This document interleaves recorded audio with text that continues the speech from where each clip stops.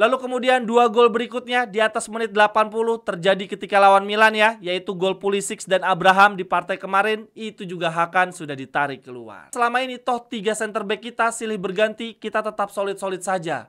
Justru yang bikin lini belakang kita keropos adalah ketika Hakan Calhanoglu tidak bermain. Cerewetan ceking kita, nyerewetin apa aja. Teman-teman yang sedang kalian saksikan saat ini adalah Cerewetin Inter. Apa kabar teman-teman semua? Semoga dalam keadaan sehat. Seperti biasa, walaupun yang kali ini terasa perih banget, gue akan bacain data fakta menarik dari kekalahan kita di Supercopa dan juga statement-statement dari sesi konferensi pers. Data fakta menarik yang pertama teman-teman, dengan kemenangan Milan di Supercopa ini ya, melawan Juve dan juga Inter, berarti Milan sekarang menjadi tim yang paling panas, paling on fire di Serie A. Untuk tim papan atas lainnya seperti Napoli, kan mereka akhirnya kalah dari Atalanta dan seri lawan Lazio. Sedangkan untuk Atalanta sendiri akhirnya kalah dari Inter dan seri juga lawan Lazio. Kemudian untuk Lazio Fiorentina, bahkan mereka di beberapa pertandingan terakhir mereka kehabisan bensin. Dan sekarang justru Milan lah menjadi tim yang paling panas. Mereka tidak terkalahkan di 6 pertandingan terakhir. Bahkan kalau dilihat lebih panjang lagi ya, di 13 pertandingan terakhir Milan cuman kalah 1 kali. Lalu kemudian data fakta menarik lainnya lagi teman-teman. Inter sebelum kekalahan di final Supercopa kemarin sebetulnya sudah 5 pertandingan terakhir selalu menang dan clean sheet luar biasa. Tetapi sayangnya rekor tersebut patah di tangan Milan. Padahal andai saja Inter bisa menang lagi dan clean sheet, maka Inter akan menyamai rekor tertinggi mereka, yaitu di tangan Roberto Mancini dengan memenangkan 6 pertandingan berturut-turut tanpa kebobolan. Ini terakhir kali terjadi di era Mancini, yaitu di bulan November sampai dengan Desember 2007. Saat itu Inter menang 6 kali berturut-turut tanpa kebobolan. Kemudian hal menarik lainnya lagi dari kekalahan dari Milan ya di Supercopa. Sebelumnya Inter tidak terkalahkan di 14 pertandingan melawan tim Italia teman-teman. Terakhir kali Inter kalah di musim ini melawan tim Italia adalah dari Milan ya, di paruh pertama Liga. Jadi Inter teman-teman di musim ini kita kalah dari Milan. Lalu kemudian 14 partai berikutnya melawan tim Italia lainnya ya di semua kompetisi, baik Liga Italia maupun Coppa Italia, kita selalu menang terus nih di 14 pertandingan. Sayangnya di partai ke-15 kita kalah lagi dan kalahnya melawan klub yang sama, yaitu AC Milan. Kok ini lama-lama gue ngelihatnya Milan kayak cosplay jadi Sassuolo ya. Sassuolonya udah degra, tetapi rohnya malah ada di Milan. Kita bukan hanya kesulitan melawan Milan, tetapi juga malah kalah 2 kali berturut-turut. Namun nih teman-teman, ngomong-ngomong soal kalah dari Milan, gue jadi agak khawatir nih. Kalau gue coba hitung-hitung, gue prediksi Inter ada kemungkinan bertemu Milan 7 kali loh di musim ini. Sejauh ini kita sudah bertemu Milan 2 kali dan dua-duanya kalah, yaitu di paruh pertama Liga dan di final Supercopa.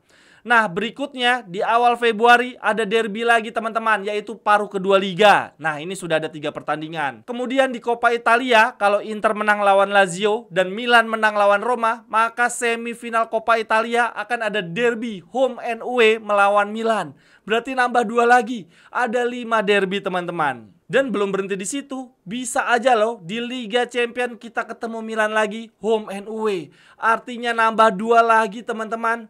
Bisa-bisa di musim ini kita bertemu Milan 7 kali. Dan kalau dilihat tren akhir-akhir ini yang kita lagi kesulitan lawan Milan, ya mosok iya rekor kita mengalahkan Milan 6 kali berturut-turut ya di musim lalu langsung patah di musim berikutnya. Langsung patah di musim ini, kita kalah dari Milan 7 pertandingan berturut-turut. Amit-amit, amit-amit ya teman-teman. Lalu lanjut data fakta menarik lainnya lagi teman-teman. Kalau dihitung sejak musim lalu, Inter telah memainkan 61 pertandingan melawan tim-tim Italia di semua kompetisi. Nah dari 61 pertandingan tersebut Inter menang 45 kali. Mayoritas kita menang. Lalu ada seri 11 kali teman-teman, dan cuma kalah 5 kali. Lalu hal menariknya adalah 5 kekalahan kita sejak musim lalu ketika melawan tim Italia kita dapatkan dari Bolonya ya, Coppa Italia musim lalu. Kemudian dari Sassuolo kita kalah home and away di musim lalu juga. Dan sekarang berlanjut di musim ini teman-teman, kita sudah kalah 2 kali dari Milan. Jadi sebetulnya nggak salah juga kalau gue menyebutkan bahwa Milan musim ini sedang menyamar, sedang cosplay jadi Sassuolo. Kemudian lanjut, data fakta menarik lainnya lagi teman-teman. Dengan gol Lautaro Martinez di Supercopa, berarti dia menjadi pemain pertama yang selalu mencetak gol di 4 Supercopa berturut-turut. Yaitu pertama kali di tahun 2022 ketika Inter menang 2-1 lawan Juve. Lalu berlanjut di 2023 ketika Inter mengalahkan Milan 0-3. Lalu di musim lalu, Lautaro juga mencetak gol di final Supercopa lawan Napoli. Kemudian di musim ini, Lautaro kembali mencetak gol di final Supercopa. Tetapi sayangnya yang membedakan di final kali ini Inter kalah. Lalu kemudian hal menarik lainnya lagi teman-teman, dengan 2 gol yang dicetak oleh Inter di derby kemarin, berarti ini teman-teman, Inter telah mencetak setidaknya 1 gol dalam 9 pertandingan derby terakhir. Terakhir kali Inter tidak mencetak 1 gol pun di partai derby adalah di semifinal Coppa Italia 2021-2022. Saat itu hasil akhirnya adalah 0-0. Jadi pada dasarnya sebetulnya teman-teman, kita tidak pernah kesulitan membobol gawang Milan. Tetapi yang membedakan di derby kali ini, pertahanan kita terlalu keropos. Kemudian lanjut data fakta menarik lainnya lagi teman-teman. Gol Lautaro kemarin berasal dari umpan Taremi ya. Dan itu merupakan asis kelima Taremi bagi Inter di semua kompetisi. Jumlah asis Taremi saat ini adalah yang paling banyak di antara pemain-pemain Inter lainnya di semua kompetisi. Dan yang menarik kalau dilihat dari distribusi asisnya Taremi, ternyata Taremi membuat setidaknya 1 asis di setiap kompetisi. Sejauh ini Taremi sudah membuat 2 asis di Liga Champions, 1 asis di Serie A, 1 asis di Supercoppa, dan 1 asis di Coppa Italia. Lalu kemudian data fakta menarik lainnya lagi, ya walaupun bukan hal menarik positif sih, tetapi menarik negatif ya.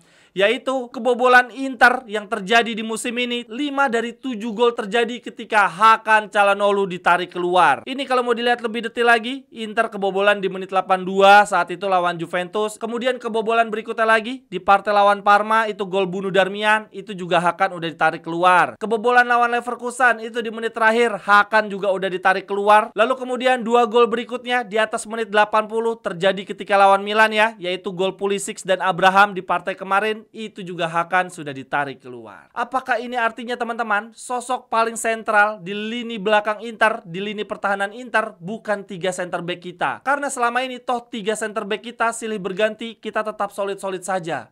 Justru yang bikin lini belakang kita keropos adalah ketika Hakan Çalhanoğlu tidak bermain. Kemudian data fakta sedih lainnya mengenai kebobolan kita teman-teman. Di musim ini Inter sudah kebobolan 19 gol. Yang mana 9 gol diantaranya didapatkan dari Juve dan Milan teman-teman.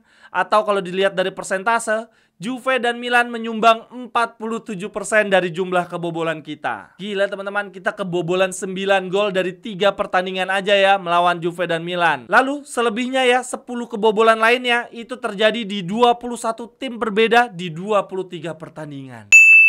Bagi teman-teman yang ingin mengajak kerjasama bisnis atau membeli jersey serta merchandise lainnya, silakan hubungi nomor gua yang ada di kolom deskripsi.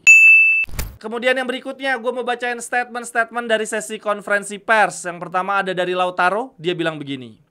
Setelah unggul 2-0, kami tidak bermain seperti Inter. Kami memiliki peluang untuk menutup pertandingan, tetapi Milan membuka kembali pertandingan dan memanfaatkan peluang mereka. Di pertandingan ini, kami memiliki peluang dari Fratesi, Mkhitaryan, Denzel, dan saya sendiri. Akan tetapi kami tidak memanfaatkan dengan baik peluang tersebut sehingga kami kalah di pertandingan. Saya tidak tahu apakah kami pantas kalah atau tidak. Akan tetapi Milan tidak pernah berhenti percaya untuk menang walaupun sudah tertinggal 2 gol dan itu pantas dihargai. Kami akan meninjau pertandingan ini dengan tenang untuk memahami kesalahan kami. Musim baru setengah jalan, masih banyak pertandingan yang tersisa. Kekalahan ini akan membuat kami lebih bersatu untuk sisa-sisa pertandingan yang menanti. Detail dalam pertandingan seperti ini sangat menentukan. Saya ingin mengucapkan selamat kepada Milan. Mereka pantas menang atas apa yang mereka lakukan di babak kedua. Kemudian Lautaro juga bilang, Nicolo Barella dan saya banyak berdiskusi di ruang ganti. Sekarang kami harus fokus pada tujuan yang masih kami miliki. Kami adalah grup yang kuat dan kami harus mempertahankan kehormatan jersey ini. Kemudian selanjutnya ada dari Di Marco. Dia bilang begini. Kita semua melihat apa yang terjadi di lapangan. Kita tidak boleh kalah dalam pertandingan yang seperti itu. Tetapi kami harus bangkit dan kuat lagi karena masih ada tujuan lain yang mesti dicapai. Hari ini kami menghadapi lawan yang kuat yaitu Milan dan kami mengucapkan selamat kepada mereka. Kami telah memenangkan 3 Super Copa terakhir secara berturut-turut dan kekalahan seperti ini akan membantu kami untuk tumbuh. Mereka memang bermain lebih baik, itu saja. Sekarang kami harus melihat ke depan. Kekalahan ini hanya bisa dilupakan dengan cara memenangkan partai berikutnya. Lalu kemudian lanjut, yang berikutnya lagi ada dari Simone Inzaghi. Dia bilang begini. Ini adalah kekalahan yang menyakitkan. Kami kebobolan gol setelah memegang bola dalam keunggulan 2-0. Lalu setelah itu menjadi 2-1 dan kami seharusnya bisa bermain lebih baik, tetapi kami justru kalah dengan cara yang menyakitkan. Selamat kepada Milan, meskipun menghadapi kesulitan, mereka tidak pernah berhenti untuk percaya. Gol Theo Hernandez mungkin merupakan pelanggaran terhadap Aslani, tetapi dari sisi kami tetap harus bermain lebih baik ketika mengontrol bola. Dalam unggul 2-0, kami seharusnya bisa mengelola pertandingan dengan lebih baik. Kami sangat kecewa. Sekian dulu untuk Cerewetin Inter hari ini teman-teman. Terima kasih untuk yang sudah menyaksikan. Sampai ketemu di cerewetan-cerewetan berikutnya. Bye-bye. Thank you. Cerewetan ceking kita nyerewetin apa aja.